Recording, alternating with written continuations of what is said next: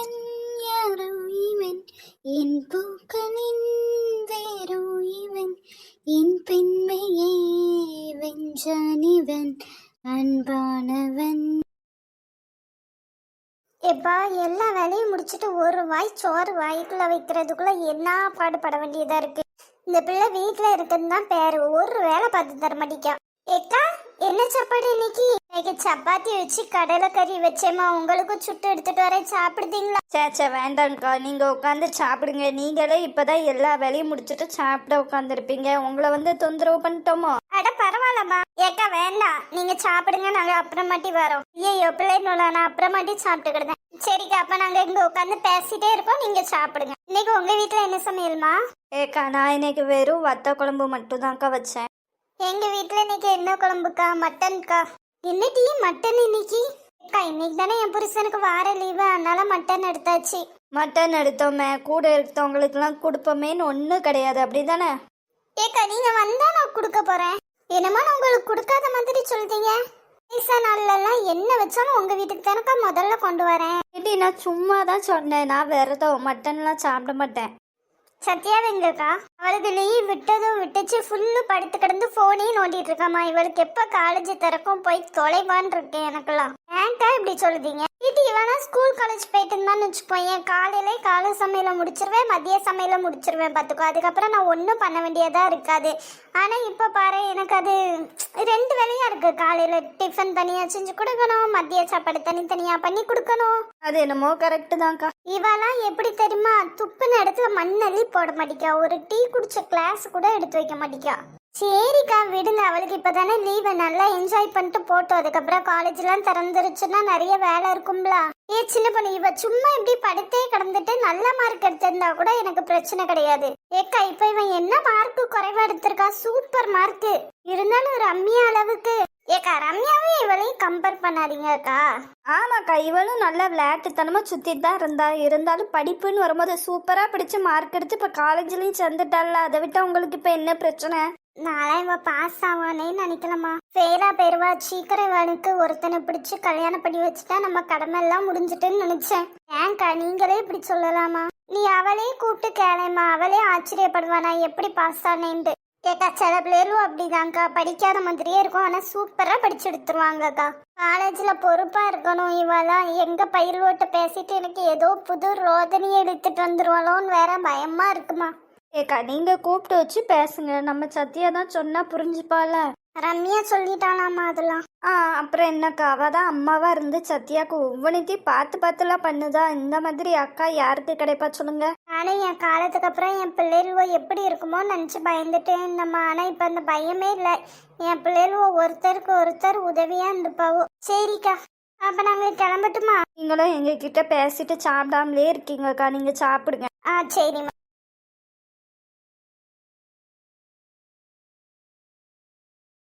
ஏங்க எதுக்கு பையனி நீங்க வெளியில கூட்டு வந்திருக்கீங்க?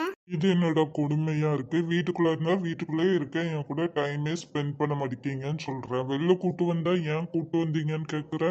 இல்லங்க திடீர்னு வந்தீங்க, ரம்யம்மா வெளில கிளம்புன்னு சொன்னீங்க, அதான். எனக்கும் அவங்க கூட டைம் ஸ்பெண்ட் பண்ணும் போல இருந்துச்சு, அதனால வெளில வந்தேன். சரி.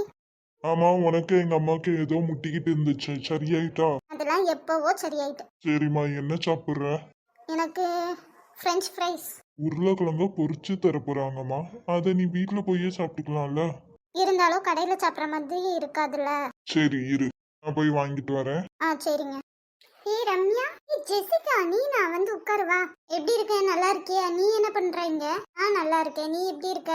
நான் இங்க சும்மா வெளியில சாப்பிட்டு போலான்னு வந்தேன். ரம்யா. ஜெசிகா, இது என்னோட husband Kumaran. Hello. Hi. Ramya, என்ன கல்யாணம் முடிச்சிட்டியா? காலேஜ் படிக்கும் போதெல்லாம் சொல்லுவேன் நான் அதாகணும் இதாகணும், தொட்டு பார்க்காமலாம் நான் செட்டில் ஆகாமலாம் கல்யாணம் பண்ண மாட்டேன்னு சொல்லிட்டு இப்போ என்னாச்சு? கல்யாணம் பண்ணிக்கிட்டேன், செட்டில் ஆயிட்டியா? இப்போ என்ன பண்ற? இல்லடி, கல்யாணம் முடிஞ்சு வீட்டில் தான் இருக்கேன். ஓ, பாத்திரம் கழுவுறதுக்காக எம்பிஏ படிச்சியா என்ன? இல்லடி. அப்புறம் காலேஜ் படிக்கும் போது அவ்வளோ சொல்லுவேன். இல்லடி, திடீர்னு பிளானிங்கே இல்லாமல் தான் மேரேஜ் முடிஞ்சிச்சு. ஓகேடி. நீ என்ன பண்ற? சென்னையில் ஒரு கம்பெனியில் ஹச்ஆராக ஒர்க் பண்ணுறேன். வாவ், சூப்பர் டி. தேங்க்ஸ். ஆனால் என்னையோட நல்லா படிக்கிற பொண்ணு நீ, டேலண்டாக இருக்கிற பொண்ணு நீ. வீட்டுக்குள்ளே இருந்து டைம் வேஸ்ட் பண்ணாத, ஓகேவா? கண்டிப்பாடி. சரி, போயிட்டு வரேன். எங்க வீட்டுக்கு போமா? ஏமா சாப்பிடு. இல்லைங்க, எனக்கு லைட்டா தலைவலிக்கிற மாதிரி இருக்கு. ரம்யாமா, உனக்கு வேலைக்கு போகணும்னு தோணுச்சுன்னா போமா. சரி.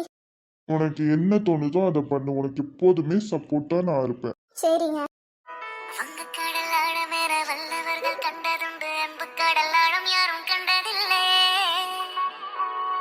என்னுடைய நாயகனே பூர்வரங்கும் நல்லவனே உன்னுடைய அன்பு கண்ட வரமில்லை.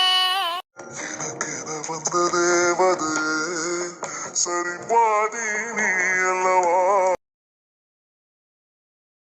என்னைய கொண்டு போய் என்னோட வீட்லயே விட்டுறேன் ப்ளீஸ். அடி பாவி, இப்பதானே வந்தோம். எனக்கு பயமா இருக்கு. பாரு, பைக்ல ஒரு ரவுண்டு போலாமான்னு தான் கூப்பிட்டேன். இப்ப எனக்கு பயமா இருக்கு. ஒழுங்கா என்னைய கொண்டு போய் வீட்டுல விட்டுரு. அடி பாவி, இத்தனை வருஷம் உன் பின்னாடி நாயா சுத்தி இப்பதான் நம்ம லவ் சக்சஸ் ஆகிருக்கு. நீயும் ஓகே சொல்லியிருக்க. சரி, பைக்ல ஒரு ரவுண்டு போயிட்டு கொஞ்சம் பீச் வந்துட்டு அதுக்கப்புறம் சாப்பிட்டுட்டு உன்னை வீட்டுல கொண்டு போய் விடலான்னு நினைச்சேன். அதெல்லாம் வேண்டாங்க சார். வாங்க வீட்டுக்கு போலாம். லவ் சொல்லி இப்பதான் ஆகுது. அதுக்குள்ள வீட்டுல மாட்டிட்டு வாரியலடி வாங்கணுமா என்ன? ப்ளீஸ் ரூக்கு, எனக்காக கொஞ்ச நேரம் பேசிட்டு போய். எனக்கு உன் கூடயே இருக்கணும் போல இருக்கு. சொல்லு. அது என்னடி சொல்லு. நீ யூடியூப்ல வீடியோஸ்லாம் பார்க்க மாட்டியா என்ன? அதுக்கெல்லாம் எனக்கு டைம் இல்லை. சரி, உருட்டுனா என்னன்னு தெரியுமா? சப்பாத்தி உருட்டுறது தானே.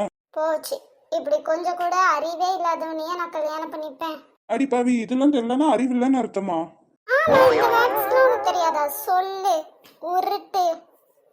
தெரியாதுமா. தெரிஞ்சுக்கணும்னு அவசியமும் இல்லை. சரி. டும் டும். அடி பாவி, நான் உன் மேல கோவமா இருக்கேன். சரி, கோச்சுக்கோ. அதுக்கு நான் என்ன பண்ண முடியும்? அம்மா தாயே, நான் உன்னை வீட்டிலேயே கொண்டு போய் விட்டுருந்தேன். வா. சும்மா உன்னை கலாச்சும் பேபி. ரொம்ப அழகா இருக்கு. அது படம் பேரு தானே. ரொம்ப ரொம்ப அழகா இருக்க. சரி சரி, கோச்சுக்காத. கடுப்ப கலப்பாதடி. அப்படிதான்டா பண்ணுவேன் என் வெண்ண மவனே. சரிம்மா, ஐஸ்கிரீம் ஏதாச்சும் வாங்கி தட்டா? இல்லடா, வேண்டாம். எனக்கு ரொம்ப பயமா இருக்குடா. ஒருவேளை நான் வீட்டுல மாட்டி எங்க அண்ணன் என்னை ஏதாச்சும் எமோஷனல் பிளாக்மெயில் பண்ணா நான் என்ன பண்ணுவேன்? அப்படிலாம் உன் அண்ணே பண்ண மாட்டான். உங்க அண்ணன் கிட்ட வந்து பேசுறேன், ஓகேவா? நிஜமா? உண்மைக்கும் நீ நம்பு. கண்டிப்பா நான் உங்க அண்ணன் கிட்ட வந்து பேசுறேன். எப்போ? நாளைக்கு வந்து பேசிட்டா? ஓகே, நாளைக்கே வந்து பேசு. எங்க அண்ணன் கிட்ட இப்படி போய் சொல்லிட்டு இருக்கவும் எனக்கு ஒரு மாதிரி கில்ட்டியா இருக்கு. ப்ளீஸ், நீ எங்க அண்ணன் கிட்ட வந்து ஓகே வாங்கிற. அதுக்கப்புறம் உங்க வீட்டுல சொல்லி ஓகே வாங்கிற. அப்புறம் நம்ம 2 பேரும் கல்யாணம் பண்ணிக்கலாம். சரி குட்டிமா.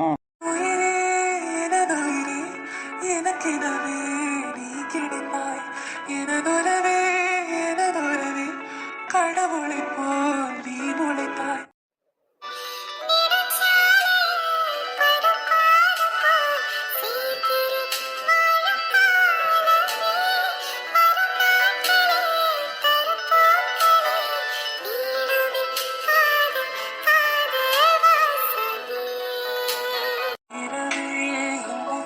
கண்டேனோ விழிகளில் கிழக்கு திசை.